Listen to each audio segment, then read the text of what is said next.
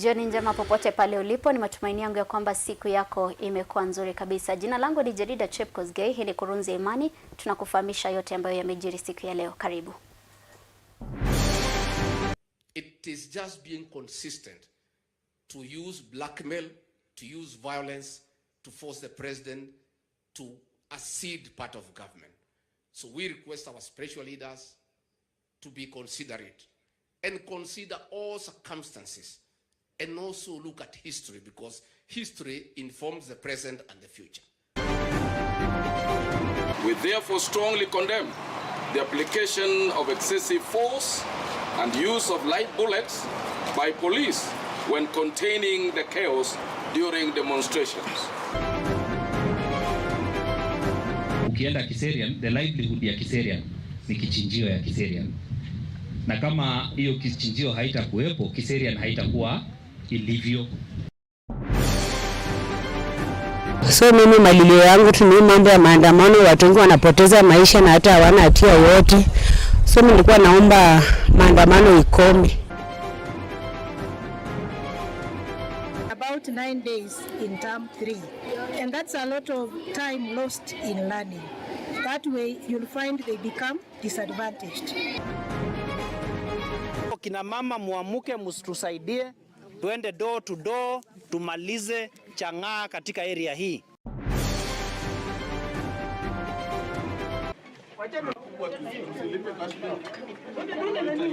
You are all being removed from the court. Then we should be told whether the court is a place that is out of bound from the members of the public.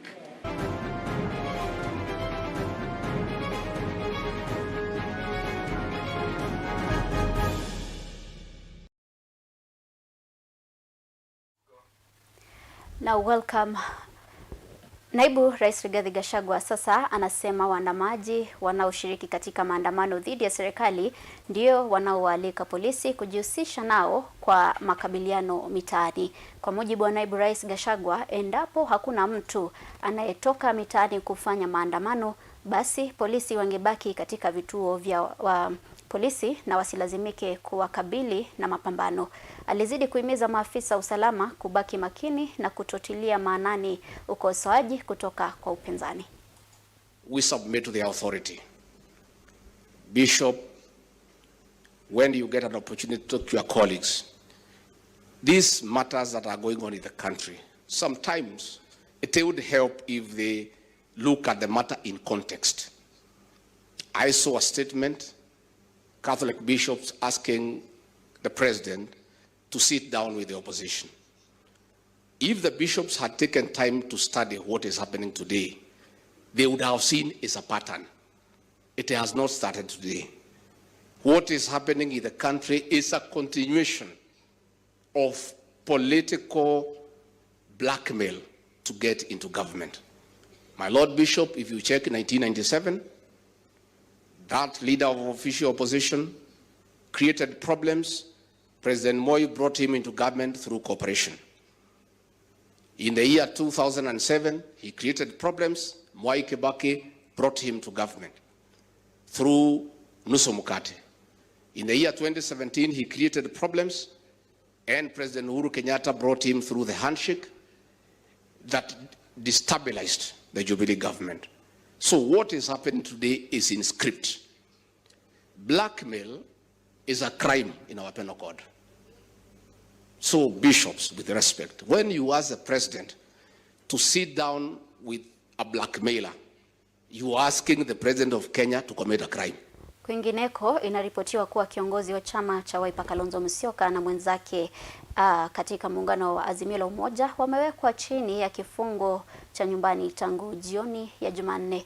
Akizungumza na vyombo vya habari, kiongozi wa wachache katika bunge la taifa Opiyo Wandayi amedai kuwa uhuru wa Kalonzo wa kutembea ulikatizwa. Wandayi alisema kuwa wale ambao bado wako kizuizini wanapaswa kuachiliwa bila masharti, huku akihimiza wafuasi wao kubaki imara na kujitolea kwa kisudui. Been made aware. It's unfortunate that Honorable Kalonzo Musyoka has been essentially under house arrest since Tuesday evening. So we came to check on him. And luckily, because when the guys also arrived, those who had put him under house arrest also gave way. But he's in high spirits, and he's actively involved in our activities.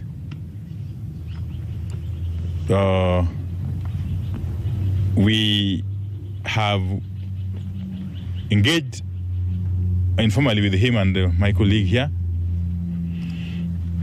as a way of reviewing the progress of the positive action which is underway across the country. And we are very pleased that the positive action, the resistance, the defiance has been very, very successful so far. So far, we take note of the fact that business has essentially come to a standstill across the country as a way of people demonstrating their disappointment at the direction the country is taking. We shall be communicating to the country as Azimio about plans for next week in due course. Within 48 to 72 hours, we shall be issuing a communication about next week. So we urge our people to stay firm and remain committed to the cause. We know that there have to be sacrifices which have to be made if Kenyans are to realize their dream. We still take note that a number of our people are still under arrest, and we continue to demand that they be released. Na kwingineko, viongozi wa kidini nchini wameendeleza mwito wao kwa uvumilivu wa kisiasa na utulivu nchini, wakati ambapo Wakenya wengine wanaendelea kutekeleza haki yao ya kikatiba ya kuandamana. Viongozi hao wa kidini chini ya miavuli ya SUPKEM, NCCK, KCCB na nyingine wametoa wito kwa Rais William Ruto na kiongozi wa upinzani Raila Odinga kufanya wepesi mioyoni na msimamo yao ya kutoa suluhu za matatizo wanayowakumba wananchi. Viongozi hao wamekashifu vikali utumizi wa nguvu nyingi wa polisi wakati wa kukabiliana na waandamanaji, huku wakitoa wito kwa waandamanaji kufuata sheria wakati wanaandamana. Since the beginning of this year, the country has been plunged in a state of tension, violence, and political dispute that has split the country. It is very worrying that during the demonstrations witnessed since the beginning of July, we have documented 27 persons shot dead by police during demonstrations. This cannot continue and must be brought to an end immediately.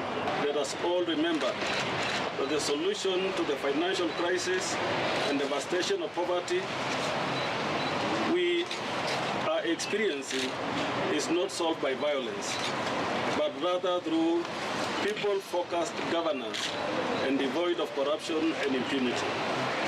We appeal to all of us to adopt a new form of the maandamano by demonstrating peace and calm. Embrace dialogue for the sake of the nation. We therefore strongly condemn the application of excessive force and use of live bullets by police when containing the chaos during demonstrations, and therefore call upon the Inspector General to guide the officers on legal and humane approaches. On their part, we call upon organizers of demonstrations to ensure that their supporters adhere to the rule of law and do not provoke or attack the officers and avoid looting and destruction of property. We appeal for a resumption of bipartisan talks with a single agenda of facilitating the reconstituting of the Independent Electoral and Boundaries Commission, IEBC. We affirm the country is currently in a very precarious position that can lead to an existential crisis should elections be required without a proper constituted commission in place. Further, there remains only 10 months to the cardinal process of review of boundaries of electoral units. Having an amicable process. Kwingineko, wakazi kutoka mji wa Kitale, kaunti ya Trans Nzoia wamekashifu kuhusu maandamano yanayoendelea, baadhi wakidai kuwa yanaharibu biashara na pia kusababisha vifo. Baadhi yao pia wamesema kuwa maandamano ni haki yao kushinikiza serikali isikie kilio chao. Wanaomba serikali kuingilia kati na kusikiliza kilio cha wananchi ili kutatua shida zinazowakabili ambayo ni kupunguza gharama ya maisha. Imodi Alan alikuwa mjini kule, ametuandalia taarifa hiyo. Baadhi ya wanabiashara katika mji wa Kitale katika kaunti hii ya Trans Nzoia wamekashifu maandamano yanayoendelea kushuhudiwa tangu siku ya jana katika maeneo tofauti nchini. Wanasema maandamano haya yana madhara yake kama kushuhudiwa kwa vifo na hata uharibifu wa mali. Niko kaunti ya Trans Nzoia. Mimi malilio yangu tu ni mambo ya maandamano, watu wengi wanapoteza maisha na hata hawana hatia wote. Nilikuwa naomba maandamano ikome. Hali ya utulivu imeshuhudiwa tangu jana na leo. Biashara zinaendelea kama kawaida, japo ombi lao kwa serikali ni kwamba gharama ya maisha iweze kurudi chini, kwani ni kweli kwamba wanapitia hali ngumu. Maandamano ya Raila ameleta ako right kabisa, kwa sababu wananchi wanaumia. Ukiangalia mafuta imepanda bei, vyakula zimepanda bei, yani uchumi uko juu. Tunaona vitu vya Raila akanafanya ni kama anataka kusaidia ule mwananchi wa chini. Angalau sisi naye hapo tuone tuko wapi. Lakini ukweli ni kwamba wananchi wanaumia, kuumia. Hatuna chakula ya kutosha. Hata kama tuko na chakula, pesa hatuna. Hakuna mahali utaniambia kuna pesa itapatikana ya kutosha kununua chakula ndio kusudi watu waende wakule nyumbani. Sasa hivi tuko namna hii, sisi ni wanabodaboda. Pesa tunapata ni kidogo sana kwa hii barabara. Landlord yeye anataka umpe pesa, nyumba nitakana watu wakule, nitakana watoto waende shule. Sasa hii uchumi ya Ruto, hii tumekataa. Tunaomba Raila asitishe maandamano kiasi, angalau labda Ruto atarudi chini. Hali ya kawaida inaendelea mjini Kitale. Jina langu ni Imodi Alan. Kando na hayo, mbunge wa Embakasi Mashariki Babu Owino pamoja na wengine wa 6 ambao walikuwa wamefungwa wameachiliwa kwa dhamana ya shilingi 1,100 kila mmoja. Hakimu mkuu wa mahakama ya Milimani Lucas Onyino amesema kwamba upande wa mashtaka haukutoa sababu za kutosha kwamba endapo watu hawa wangeachiliwa kwa dhamana wangehitilafiana na uchunguzi. Onyino amesema kwamba upande wa mashtaka kwenye hati kiapo yake haikuthibitisha kuwa ni mshtakiwa yupi ambaye angehitilafiana na uchunguzi unaoendelea dhidi yao pamoja au na mashahidi. Na wakili wa washtakiwa wamewaambia mahakama kwamba haki za washtakiwa zilihujumiwa walipokuwa kwenye seli. Kesi hiyo itatajwa juma lijalo. I find that the notice of motion dated 20th of July 2023 is not merited for the reason that the prosecution has not established compelling reason to warrant denial of bail or bond to any of the accused persons herein. What then remains for determination is the bail and bond terms, taking into consideration the nature of charge, presumption of innocence notwithstanding. I consider the following terms appropriate and reasonable. Each of the 7 accused persons is granted bond of Kenya shillings 200,000 with one surety of the same amount, with alternative cash bail of Kenya shillings 100,000 with one contact person. Orders accordingly, and that is the end of the ruling.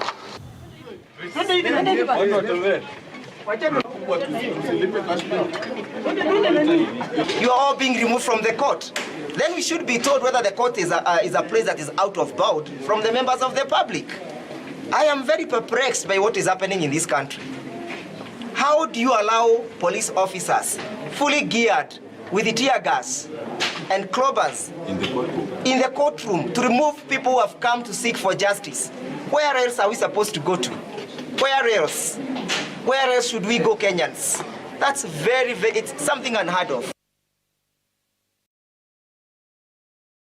Kwingineko, kamishna wa kaunti ya Busia Kipchumba Ruto ameamuru makundi haramu Busia kujisalimisha. Haya ni baada ya kubainika kuwa wahuni wanaovalia sare za polisi wameanza kuhangaisha wakazi wa Busia usiku na kuwavamia kwa visingizio cha maandamano. Hii leo baadhi ya wanafunzi katika shule likizoni mjini Busia wamerejeshwa nyumbani na kwa kuhofia usalama wao wakati wa makabiliano, kwani inasemekana kuwa makundi haya haramu huwaleta watu kutoka nchi jirani ya Uganda ili kuwatumia katika uhalifu. Zaidi ya washukiwa 12 walinaswa hapo jana.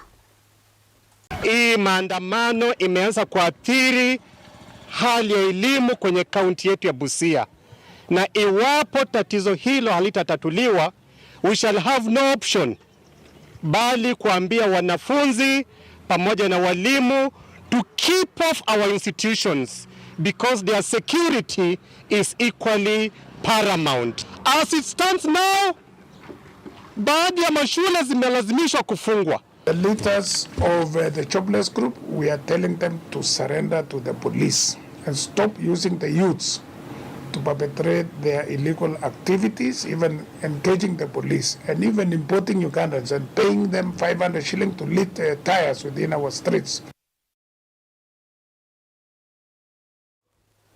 Na Jaji Mkuu Martha Koome ameonya wahusika wa unyanyasaji wa kijinsia kwamba watakabiliwa vilivyo kisheria.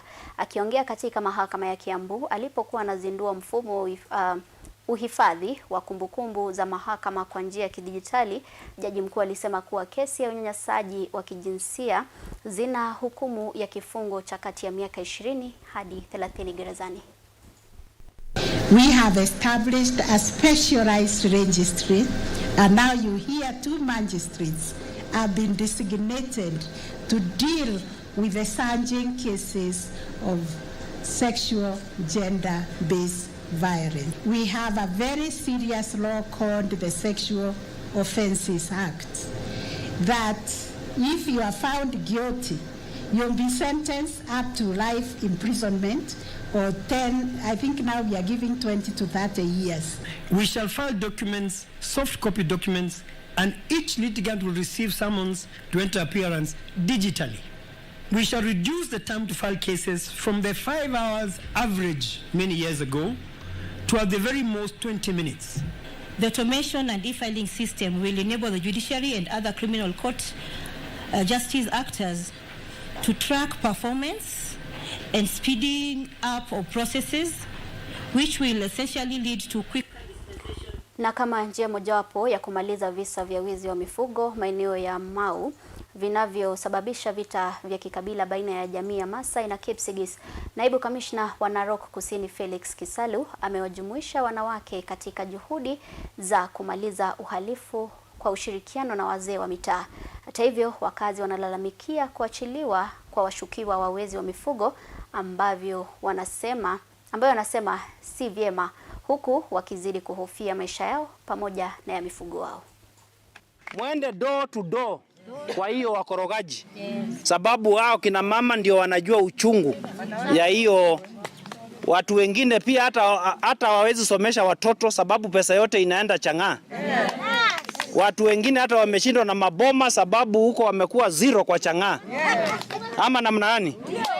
Kwa hivyo kina mama muamuke, msitusaidie, tuende door to door tumalize chang'aa katika area hii. Akina mama tumeamua maneno ya pombe area hii yetu sisi tutasimamisha. Tutafanya chenye tunaweza ndio hii pombe iishe. Na kwa upande ya wizi sisi wa mama tena juu wenye wanatumiwa saa hii ni watoto wetu. Tumekasirika, tumesema hiyo maneno ikomeshwe mara moja. Shida kubwa sana inatokera sana ni mambo ya wizi. Wizi ndio inachangia sisi yote tukosa usalama. Usiku na usiku mbuzi inaenda, ng'ombe inaenda, hatuna usalama hapa. Na hii wizi imetukapa kabisa. Na tena hiyo mwizi ako na evidence ya kutosha kwa sababu alibekuwa mwizi na ameshikwa miaka nenda miaka rudi. Mpaka saizi wote saizi wanajulikana. Na wasichana wa shule za misingi eneo la Lodwar wamepokea mafunzo kuhusiana na afya ya hedhi. Lengo la elimu hii ni kuhakikisha kwamba wasichana wanahudhuria masomo yao bila kukosa. Waadhiri wa chuo kikuu cha Turkana wametoa mafunzo haya kwa shule ya misingi ya wasichana ya Lodwar, ambapo wamefahamishwa namna ya kujinadhifisha na pia hata kutumia vitambaa vya hedhi, wakisema watoto wa shule hupoteza muda mwingi nyumbani wanapokuwa kwenye siku zao za hedhi. As a university, we have come here to teach our girls on how to stay in school by applying the knowledge of science and technology on how to make liquid detergents using the locally available materials within our environment.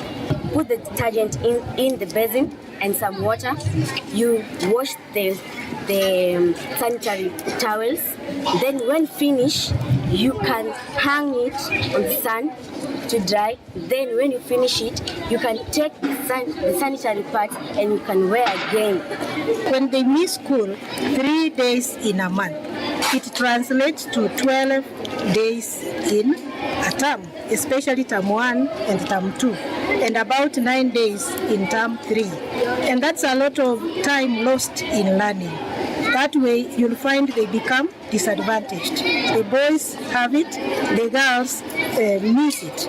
And we are coming in as Turkana University College to ensure that we do something, however little, to ensure that the girls within Turkana County are retained in school.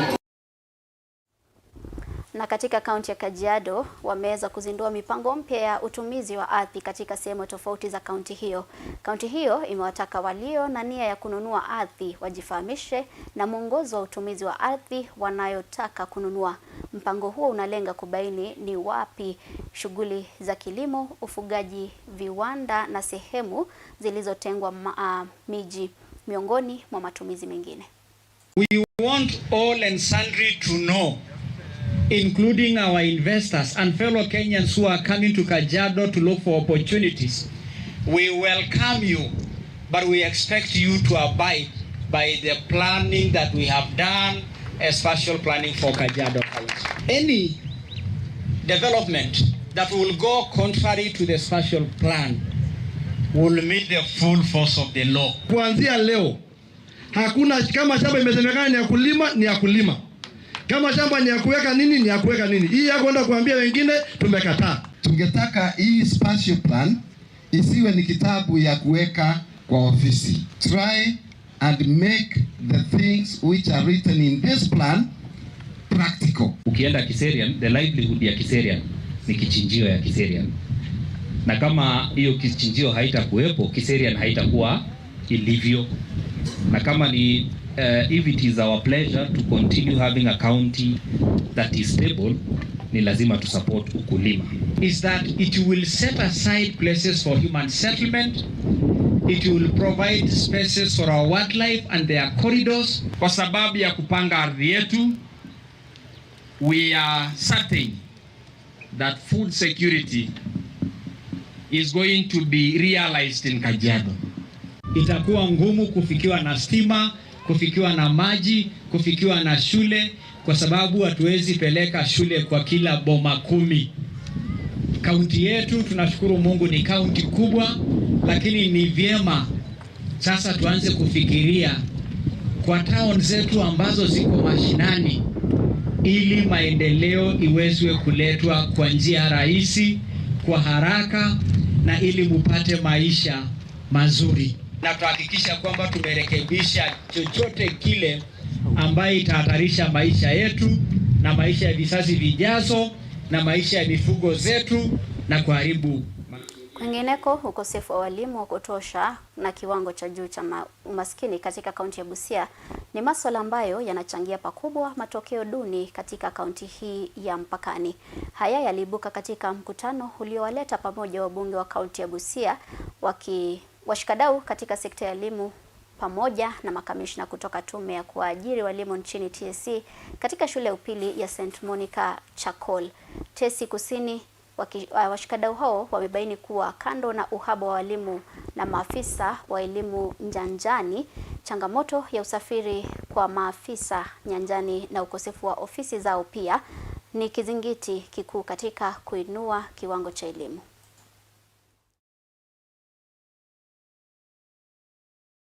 No, we do not expect better results to be served on a platter without putting work into it.